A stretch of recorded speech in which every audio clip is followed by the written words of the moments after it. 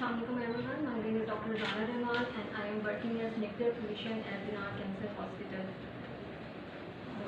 साथ साथ आपको सब कुछ ही बता चुके हैं। वैसे तो हम ज़्यादा बात करेंगे ब्रेस्ट कैंसर की अलामात पे, प्रिवेंशन पे और हम क्या स्टेप्स ले सकते हैं अपनी सोसाइटी में इसकी अवेयरनेस के हवाले से या अर्ली डिटेक्शन के हवाले से, इस पर हम बेसिकली बात करेंगे। और आपका कोई भी क्वेश्चन हो तो आप मुझे इंटरप्ट करके पूछ सकते हैं या एंड पे जो भी आपके बारे में क्वेश्चन आए तो you are more than welcome. अच्छा, सबसे पहले हम कैंसर की डेफिनेशन से स्टार्ट करेंगे। आप सबको ही पता है कि कैंसर जो टर्म है वो हम यूज़ करते हैं for uncontrolled division of cells that could happen in any part of the body and it tends to proliferate anywhere in the body. अगर हम ब्रेस्ट कैंसर की बात करें तो ये ओरिजिनेट ब्रेस्ट टिश्यू से ही करता है। उसके बाद इसमें टेंडेंसी होती है कि ये प्रोलिफरेट करे लिम्फ नोड्स की तरफ या फिर अपोजिट ब्रेस्ट की तरफ। उसके अलावा जो ऑर्गन्स मोर कॉमनली इन्वॉल्व होते हैं उसमें लंग्स हैं, बोन्स हैं, लीवर है और लिम्फ नोड्स हैं।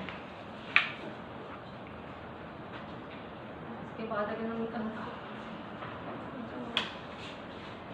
टोटल अगर हम स्टेट्स की बात करें तो पाकिस्तान की आबादी तकरीबन 22 करोड़ हो चुकी है और हर साल हमारे पास 1,80,000 पेशेंट्स आते हैं तकरीबन ब्रेस्ट कैंसर के। और उसमें हम ओवरऑल 5 इयर्स की प्रेवलेंस की बात करें तो ऑलमोस्ट 3 लाख पेशेंट्स हैं ब्रेस्ट कैंसर के सब पाकिस्तान में। और हम अक्सर बात करते हैं कि ये फीमेल्स का कैंसर है, लेकिन मेल्स में भी इसकी प्रेवलेंस देखी गई है। और ओवरऑल जो डिफरेंट कैंसर की अगर हम बात करते हैं तो ब्रेस्ट कैंसर की प्रेवलेंस ऑलमोस्ट 37 to 40% है बाकी सब कैंसर के मुकाबले में। इस तरह अगर मैं आपको वैसे बताऊँ तो हर जो 3 पेशेंट्स हमारे पास कैंसर की आती हैं उनमें से 1 ब्रेस्ट कैंसर की पेशेंट होती है। मेरे पास एनाटॉमी की डायग्राम्स थी, मैं एज्यूम करती हूँ कि आपको थोड़ी बहुत एनाटॉमी तो पता होगी ब्रेस्ट की। हम एरिया जो इन्वॉल्व करते हैं इसमें सेर्विकल जो ये कॉलर बोन होती है यहाँ से लेकर up to first 6 ribs breast का एरिया होता है। मीडियली इसको स्टर्नम में ऑक्यूपाई किया होता है और लेफ्टली अगर बात करें तो एक्सरे लिम्फ नोड्स होती हैं, क्लेविकल के ऊपर लिम्फ नोड्स होती हैं और नीचे लिम्फ नोड्स होती हैं। ये सारा एरिया ब्रेस्ट टिश्यू हम इसको बोलते हैं। और इसमें निपल से पीछे मिल्क डक्ट्स होती हैं, उसके अलावा लोब्स होते हैं डिफरेंट और मेमोरी ग्लैंड्स होते हैं। ये सारी चीज़ें मतलब ब्रेस्ट टिश्यू में होती हैं और इनमें कहीं से भी ब्रेस्ट कैंसर ओरिजिनेट कर सकते हैं। और हिस्टोलॉजी की बेसिस पे हम डिवाइड करते हैं कैंसर की टाइप्स को। तो लॉबुलर कैंसर भी हो सकता है और डक्टल कैंसर भी हो सकता है। उसके अलावा अगर स्प्रेड कर दिया तो हम उसे इन्वेसिव बोलते हैं। उसकी भी फर्दर टाइप्स हैं, म्यूसिनस है, पेप्टरी है या पेजेस डिजीज़ है। ये डिफरेंट मतलब हिस्टोलॉजी की डिटेल्स हैं। और सेकेंड ये कि में भी आप अगर सेल का स्ट्रक्चर देखें तो उस पर रिसेप्टर्स होते हैं। इस तरह ब्रेस्ट टिश्यू पे भी डिफरेंट रिसेप्टर्स होते हैं, एस्ट्रोजन, प्रोजेस्टेरोन रिसेप्टर्स।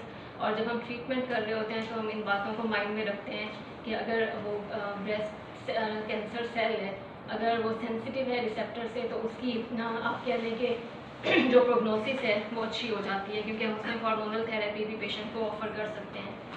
और ट्रीटमेंट की फर्दर अगर बात करें तो हमारे पास वेरियस ट्रीटमेंट ऑप्शंस होती हैं। लोकल ट्रीटमेंट की बात करें तो सबसे पहले सर्जरी आ जाती है। उसमें अगर सिर्फ ब्रेस्ट तक ही महदूद है कैंसर तो हम सबसे पहले सर्जरी की तरफ जाते हैं, लंप को रिमूव करते हैं। उसके बाद अगर प्रोलिफरेट कर गया है टिश्यू में तो उसमें कीमोथेरेपी हमारे पास ऑप्शन होती है, रेडियोथेरेपी भी ऑप्शन होती है। अगर लिम्फ नोड्स की तरफ मेटास्टाइज कर गया तब हम पेशेंट को रेडियोथेरेपी ऑफर करते हैं। और अगर हार्मोनल रिसेप्टर्स पॉजिटिव है कैंसर की हिस्टोलॉजी बेस्ड अगर हम बात करें तो उसमें हम हार्मोनल ट्रीटमेंट भी ऑफर करते हैं पेशेंट को। और इसके अलावा टारगेटेड थेरेपीज़ हैं, इम्यूनोथेरेपीज़ हैं, ये भी कैंसर की स्टेज के अकॉर्डिंगली ही हम पेशेंट को ऑफर करते हैं। और अगर हम स्टेजिंग की बात करें इसमें तो ये इम्पोर्टेंट है कि TNM स्टेजिंग होती है। इसमें मे भी आपने नाम सुना हो, T stand for tumour size. जो अगर फर्स्ट स्टेज में लेस देन 2 सेंटीमीटर होता है, जो भी हमें गिल्टी या लंप फील हुआ है ब्रेस्ट में लेस देन 2 सेंटीमीटर है तो वो स्टेज 1 है। अगर वहाँ से स्प्रेड ये लिम्फ नोड्स की तरफ करके है, बगल में कोई गिल्टी महसूस हुई है या कॉलर बोन के ऊपर या नीचे पैल्पेट करने पे या रेडियोलॉजिकली अगर हमने कोई स्कैन्स कराए हैं उस पर अगर हमें महसूस हुई है तो वो सेकंड स्टेज की तरफ चली जाती है डिजीज़। और अगर फर्दर ऑर्गन्स को इन्वॉल्व कर लिया है, लंग्स में, लीवर में या फिर बोन्स में, तो वो स्टेज 4 कंसीडर करते हैं।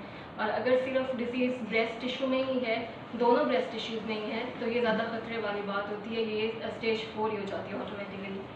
और एक इम्पोर्टेंट चीज़ ये है कि कोई भी किसी भी फीमेल को अगर लंप महसूस हुआ है तो ज़रूरी नहीं है कि वो कैंसर हो, क्योंकि हमारे पास अगर 10 पेशेंट्स आए हैं लंप के साथ, उनका हमने बायोप्सी की है, चाहे हमने वो FNAC की है या ब्रोकन बायोप्सी की है, उसमें से सिर्फ एक पेशेंट होता है जिसमें कैंसर की प्रॉपर डायग्नोसिस बनती है। ज़रूरी नहीं है कि जो हर गिल्टी हमारे पास है वो ख़तरनाक हो।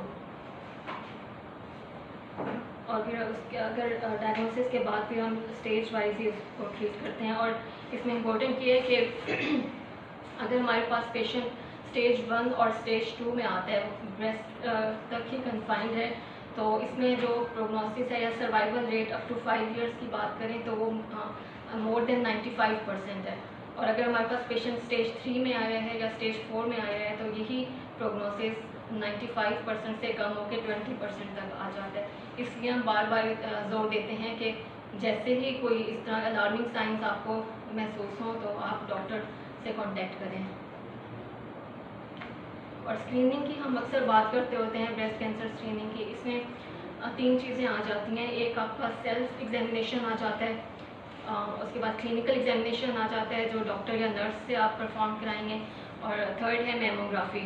मेमोग्राफी के बारे में तो आप सब जानते ही होंगे, 40 इयर्स की बात करते हैं। और अगर एज ग्रुप वाइज हम बात करें तो कैंसर इसकी आपको एग्जामिनेशन कब से स्टार्ट कर देना चाहिए?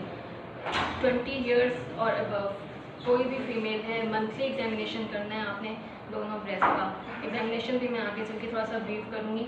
और अगर 20 से 30 तक की एज है तो आप मंथली करेंगे। 30 to 40 तक की एज में आपने मंथली तो करना ही है, लेकिन हर 3 साल के बाद आपने डॉक्टर या नर्स से एग्जामिन कराना है। और 40 से ज़्यादा आपने हर साल मेमोग्राफी करानी है। और इसके अलावा